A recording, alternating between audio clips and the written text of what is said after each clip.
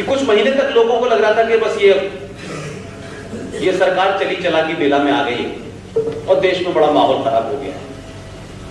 और जिस एजेंडे के तहत पुलवामा हुआ था उसमें एयरफोर्स चीफ भी बात बता सकते हैं, रॉ के लोग भी बता रहे हैं, आईबी के लोग भी बता रहे हैं।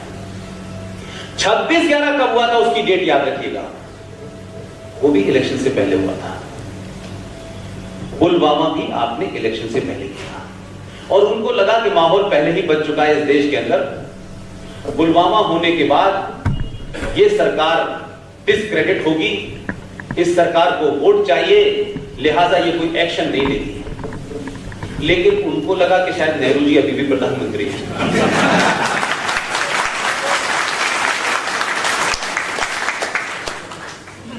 इन्होंने पुलवामा होने के बाद 14 तारीख को हुआ और मात्र 12 दिन बाद उसकी हत्या कर दी उन्होंने। भारत माता की।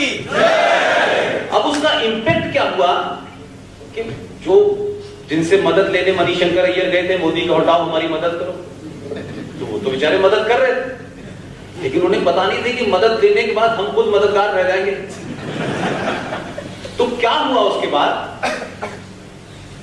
कि बालाकोट की इंपॉर्टेंस जिन लोगों को नहीं पता है, जो हमारे यहां के लोगों ने एक नैरेटिव क्रिएट करने की कोई, अरे बालाकोट जो है वो पीओके के पास है, यहीं चल के आ गए। मैंने एक टेलीविजन में जाके बताया कि कितने लोग हैं पाकिस्तान हमारे भारत में जो बालाकोट की सही लोकेशन जानते हैं, सिर्फ यहीं बैठ करके गूगल से ढूंढ के बता देते हैं। मैं तो अपने 12 साल के दौर में बालाकोट से लेकर के कौन सी जगह नहीं गया। मैंने कहा ये बालाकोट इस्लामाबाद से 90 किलोमीटर दूर है और ये खैबर पख्तूनख्वा जिसे नॉर्थ वेस्ट फ्रंटियर पाकिस्तान से भी कहा करते थे, ये वहां है। और वहां करने के पीछे और उस जगह के महत्व को कोई नहीं समझ पा रहा। आप गूगल पे जाएंगे आपको मिल जाएगा। आज से 200 साल पहले इसी बालाकोट में रायबरेली एक नाम है जहां से परिवार चुनाव लड़ता है, वहीं से एक मौलाना गए थे सैयद अहमद बरेली और पहला मदरसा वहां स्थापित किया था। अब पता नहीं मोदी को ये बात पता थी कि नहीं पता थी कि 200 साल से खेल चल रहा था। तो बहुत लोगों ने सवाल उठाए। उस वक्त भी मैं डिबेट में ये कहता था कि भाई वहां 200 लोग मरे, 50 लोग मरे, 500 मरे, पेड़ मरा, पक्षी मरा, ये विषय नहीं है भाई। सवाल सबसे बड़ा यह था कि आप पिछले 20 साल से किस बात से ब्लैकमेल होते थे।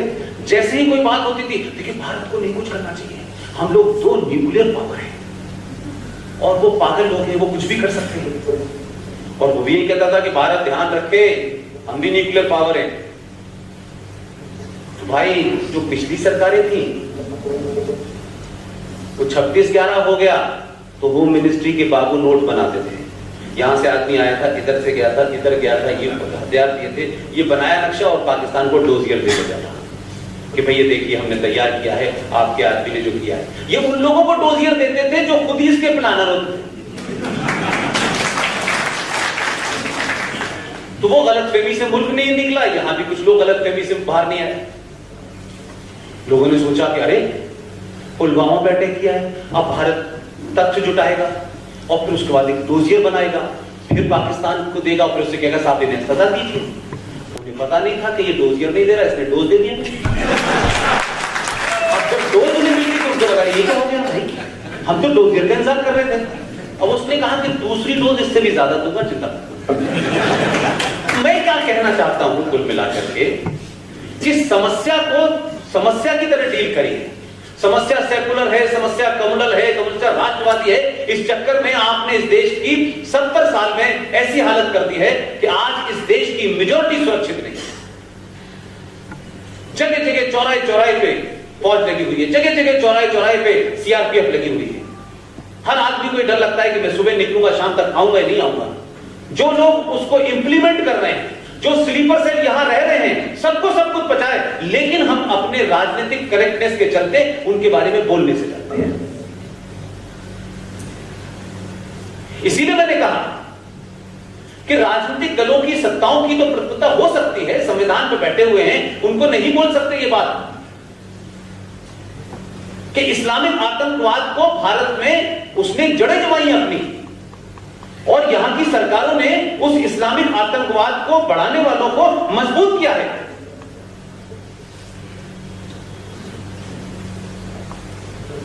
समझौता विलास के अंदर जो आखिरी आदमी छोड़ा है कोर्ट ने, स्वामी असीमानंद जी, मीडिया का भी अपना एक रुख था। ये बात अलग है कि जब सरदार बदलता है और सरदार का असरदार होता है तो मीडिया में टॉपिक भी बदलने लगते हैं। अब टॉपिक के टॉपिक कुछ और हो गए हैं। अब इस देश का मीडिया यकायक राष्ट्रवादी हो गया है। अब इस बात की एक दूसरे में होड़ लगी हुई है कि कौन ज्यादा राष्ट्रवादी है।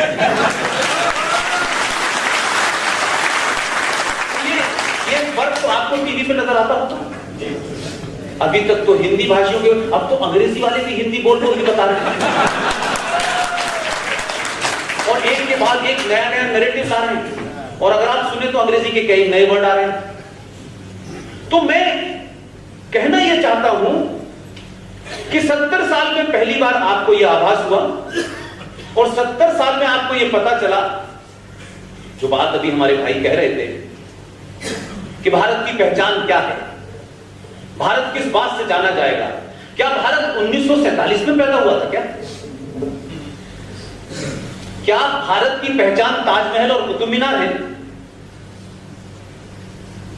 ये कैलाश पर्वत, ये मानसरोवर, ये गंगा, जमुना, हिमालय, ये सन 1947 में गांधी जी ने इनको नाम दिया था क्या?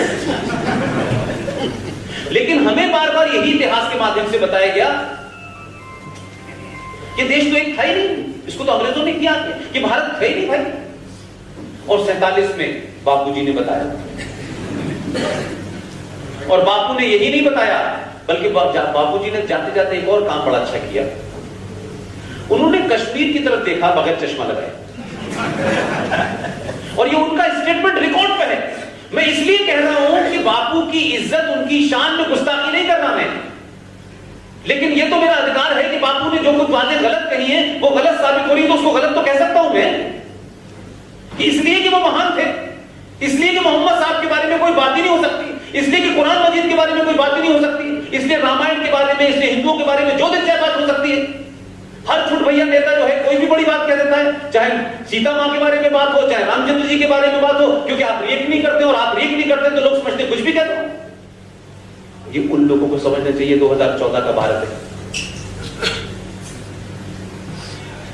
इसलिए बापू ने कहा कि मुझे पूरे देश में अगर हिंदू मुस्लिम एकता की रोशनी नजर आती है तो जम्मू कश्मीर में आती है। सन 47 से लेके आज तक जो रोशनी थी उसके बारे में मैंने बता दिया। और पूरे देश में एकमात्र राज्य है जो मुस्लिम बहुल राज्य है, जो पूरे ताकत से कहता है जहां आतंकवाद को जस्टिफाई किया जाता है, लीगलाइज किया जाता है, सरकारें उनको आश्रय देती हैं, वहां का आदमी देश का गृह मंत्री बनता है, तो पूरे देश में अपनी ही बेटी के अपहरण का एक नाटक करता है। उसकी बेटी कहां थी हम सबको पता है, कश्मीर में सारे लोगों को पता है, ये बात छुपी हुई नहीं है। और उस बेटी को अपहरण के नाटक में उसको कुछ टेररिस्टों को छोड़ना था तो उसने छोड़ दिया। गुलाम नबी आजाद के घर में एक साथ तो किडनैप हो गए तो 27 आतंकवादी को छोड़ दिया। एक और कांग्रेसी थे सैफुद्दीन सोद, उनकी कोई भांजी भतीजी चली गई, यकायक सब जाने लगे, पता नहीं वो किडनैप हो रहे थे या बाग में घूमने जा रहे थे, और मिल जाते थे, जैसे ही आतंकवादी छोड़ देते सही सलामत आ जाते थे। तो मैं ये कह रहा हूं कि ऐसा कुछ नहीं है कि जो बात हमें पता नहीं हो, हमने समझने की कोशिश नहीं की, और हमने बड़े लोगों पे यकीन कर लिया कि गांधी जी कह रहे तो आई रही होगी रोशनी, लेकिन वो तो चले गए बीच में। तो गुजरात के लोगों को मैं कहता हूं कि मुझे नहीं पता कि आज से पहले क्या आपको अपने पे गर्व था बहुत?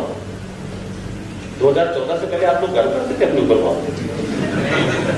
बहुत गर्व करते थे कि आपने देश को राष्ट्रपिता दिया है, आपने तो पड़ोसी मुल्क को भी राष्ट्रपिता दिया है, तो मान लो।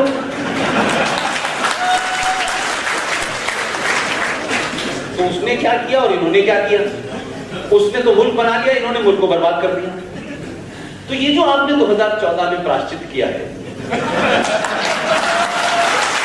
ये प्रायश्चित जारी रहना चाहिए। अगले 20 साल तक ये इस बात की आपकी जिम्मेदारी है कि जब तक सारे एजेंडे पूरे न हो जाएं, इस आदमी को उतरने नहीं देंगे, ये भागेगा तब भी नहीं इसको भागने देंगे।